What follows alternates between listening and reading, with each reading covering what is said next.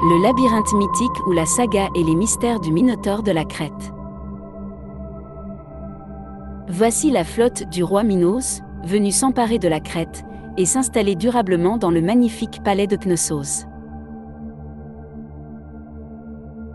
Cette île enchanteresse de Crète deviendra le berceau de la future civilisation minoenne, où une légende épique prendra naissance, une légende de pouvoir, d'amour, de tragédie, et d'une créature effrayante, le Minotaure du roi Minos.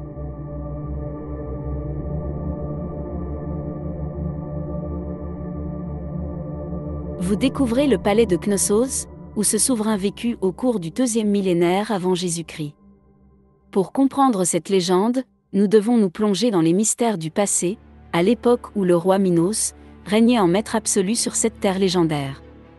L'histoire commence avec Minos, un roi dont la réputation de cruauté et d'injustice le hissa au rang de légende. Minos était le fils de Zeus et d'Europe, une princesse phénicienne. Après avoir pris le trône de Crète par la guerre, Minos voulut prouver sa légitimité en demandant à Poséidon, le dieu des mers, de lui envoyer un magnifique taureau blanc. Le dieu obéit, mais Minos, ébloui par la beauté de la bête, décida de garder le taureau pour lui-même, offensant ainsi Poséidon. Furieux de ce manque de respect, Poséidon lança un sort sur la femme de Minos, Pasiphae. Sous l'emprise d'un sort maléfique, Pasiphae tombera éperdument amoureuse du taureau blanc. Incapable de résister à ses pulsions, elle demanda de l'aide à Dédale, l'architecte et inventeur talentueux, pour concevoir un stratagème qui lui permettrait de s'unir à l'animal. Dédale construisit alors une vache en bois, si réaliste que le taureau blanc ne pouvait pas la distinguer d'une véritable vache. Pasiphae se cachera à l'intérieur de cette création et réussira à accomplir son désir interdit.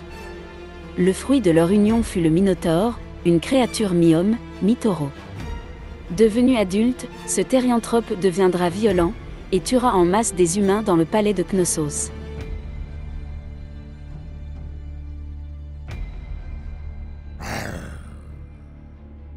Les couloirs et les rues de la cité étaient devenus cauchemardesques. Ils étaient jonchés de cadavres à moitié dévorés. Les attaques du monstre devenaient permanentes.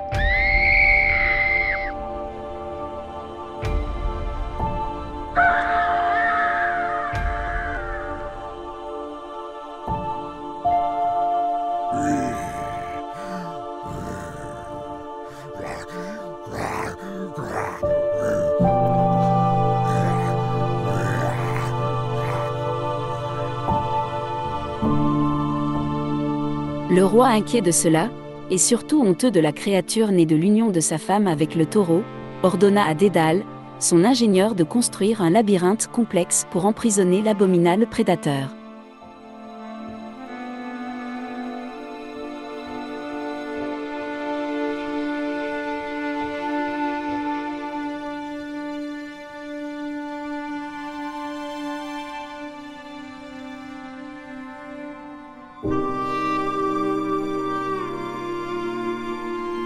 Ce labyrinthe gigantesque était si inextricable qu'il était impossible de s'y échapper.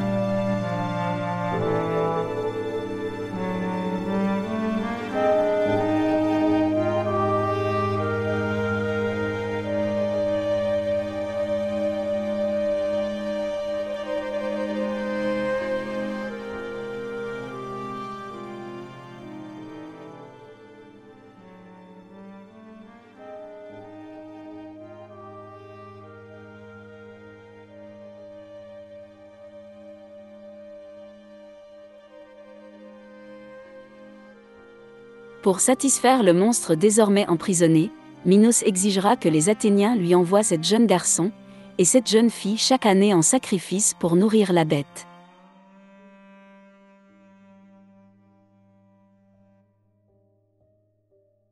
Dans les endroits protégés du palais, Ariane, fille de Minos, rêvait d'un héros grec qu'elle avait vu dans ses songes. C'est ici que Thésée, le légendaire héros athénien, entre en scène. Arrivé sur son fier bateau d'Athènes, il se portera volontaire pour faire partie du groupe de sacrifiés et se rendit en Crète pour affronter et tuer le Minotaure. À la faveur de l'aide d'Ariane, qui lui donna une pelote de fil pour le guider dans le labyrinthe, Thésée, armé de son épée légendaire, réussira à tuer la créature immonde.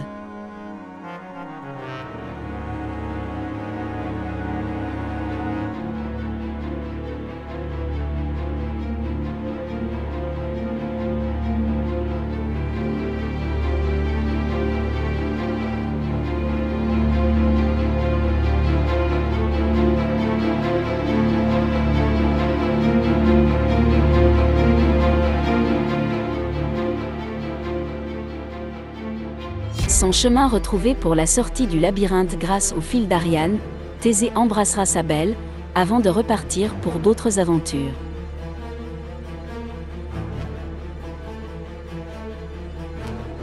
Dédale, condamné à mort par le roi Minos, s'enfuira de Crète avec son fils Icare, utilisant des ailes fabriquées à partir de plumes et de cire pour s'échapper de l'île. Son fils Icare, plus tard, essaiera de tutoyer le soleil avec les mêmes ailes. Mais ceci est une toute autre histoire. La légende de Minos et du Minotaure a perduré à travers les âges, inspirant de nombreuses œuvres littéraires, artistiques et cinématographiques.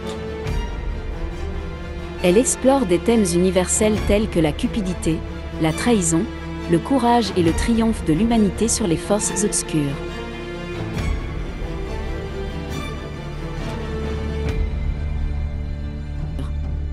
Cette épopée mythologique continue d'inspirer et de captiver l'imagination des générations à travers les âges, témoignant de la richesse et de la persistance du folklore antique grec.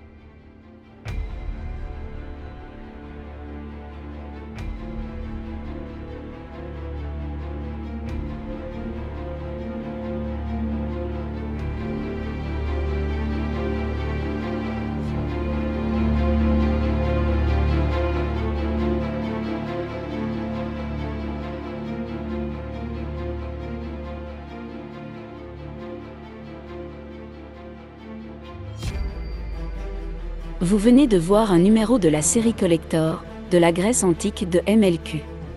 À bientôt et merci de nous suivre sur nos différents réseaux.